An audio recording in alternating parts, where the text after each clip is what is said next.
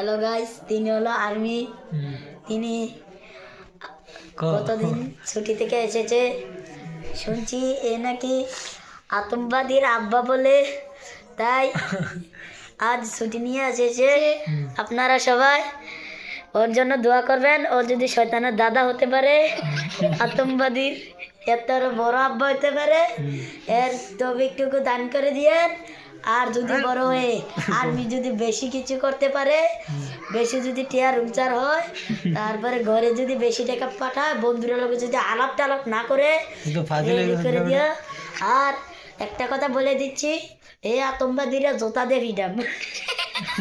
Like আপনারা like করে দিবেন, সাবস্ক্রাইব করেন না। দিদি নানার মতন আছে ভাই, দেখবেন নারা বুঝলেন না,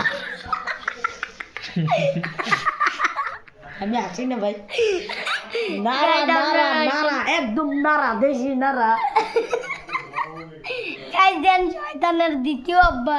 কেন এটা তেনি গাইস দেখেন শয়তানের দ্বিতীয় আব্বা, শয়তানের প্রথম আব্বা। অফিস খোলা না না না, কালকে শুক্রবার।